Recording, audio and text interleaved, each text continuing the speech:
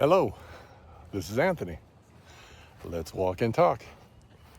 So today we're going to do the part 2 of perception and how your perception actually changes your past and your future. Now is where we get to the interesting part. You see, the thing holding you in your current situation a lot of times in life, and when I say your current situation, I mean in the programming and the unconscious aspects of your life that continue to keep the cycles running in your life, and how you actually change that. You see, we've talked a lot about time and how time doesn't exist, how time is an illusion, okay? All that exists is the infinite now. Now, there is science to show that your consciousness, and that as you begin to change, what you actually do is your consciousness just shifts to another timeline. And when it shifts to another timeline, you're shifting to your highest frequency, your highest vibration, and you're shifting your life into a different direction than you possibly were formerly going. However, in that, it's important to understand that all things on that timeline in the past don't change. They shift because the timeline that you jump on is different than the past you have experienced. Now, let me explain to you what do I mean by that and how that happens. You see, most people, what they do is they don't unprogram themselves. They don't connect to that consciousness. What is that consciousness? A consciousness is that thing that watches the thoughts in your head. You are not the thoughts in your head. You are the observer of the thoughts in your head. Ergo, many spiritual masters, such as Eckhart Tolle, talk about this. And certainly for me, that has been a very resonant image on my journey. But what you don't understand in many ways is the fact that you can easily change your past by changing the perception of your past, which also changes your future. Now, you're going to say, Anthony, this event happened, and because this event happened, it's locked in time. This is where I am at. Well, let me give you a little bit of a different perspective on that.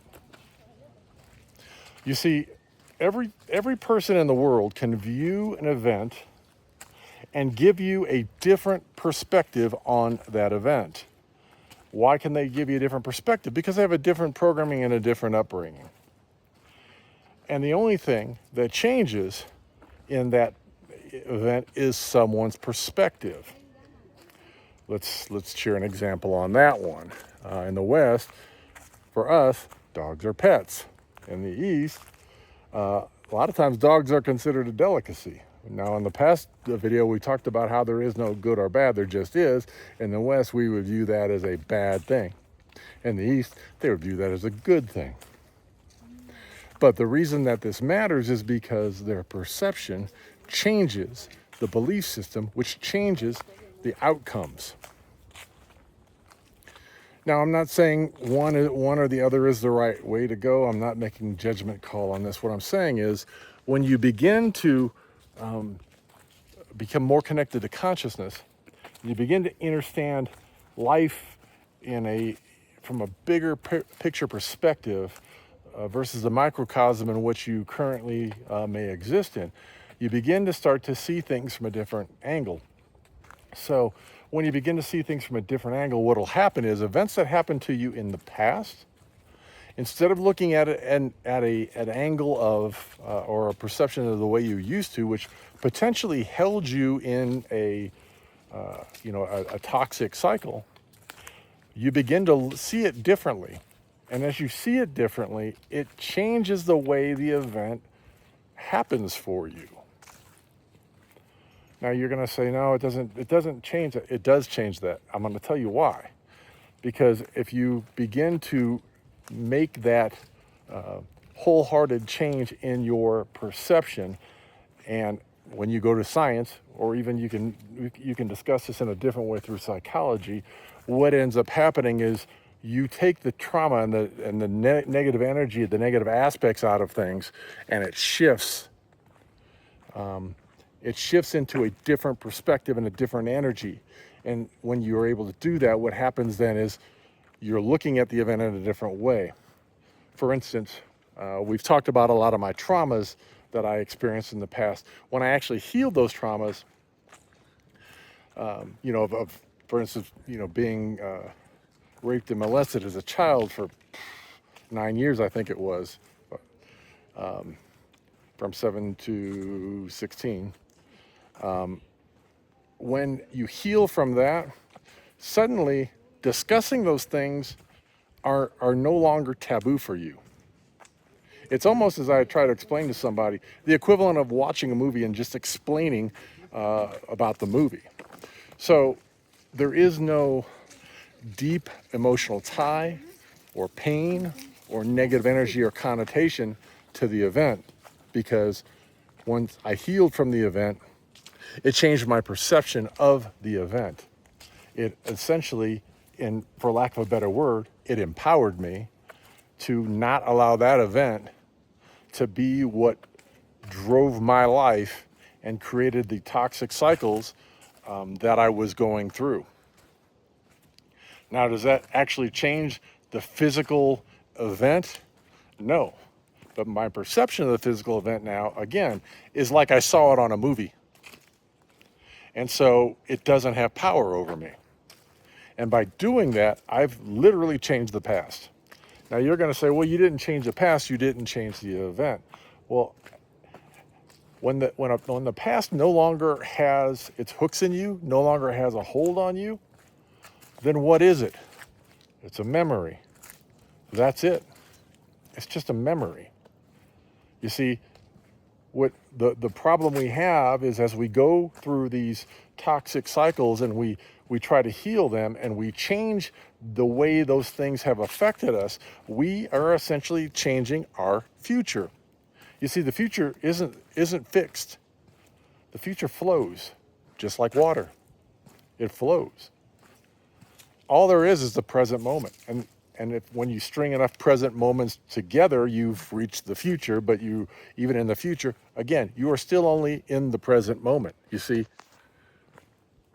when you understand that life is just a series of infinite moments. And our ego is what wants to tie past and future. Now, if science is correct in their study to say that your consciousness shifts timelines, then what you begin to understand is that by shifting timelines, again, there is no past or future. You're shifting to another aspect of life. You're seating yourself in a more empowered way in a new understanding of what life really is. You see, it's sometimes looking at these concepts, they're very deep concepts. And sometimes it's to try to take this entire discussion and drop it into a 10-minute video. It can be challenging because a lot of questions do come up. And as this is a pretty deep subject, I do invite that if there are more questions on this, I can do another video on it, or I can also create more of a Q&A type scenario where you can ask me questions in the comments, and then I'll do a video to answer the questions. You see, the thing is that the mind and the ego desire to keep you so fixed in the illusion that it's sometimes difficult to understand that this is an illusion,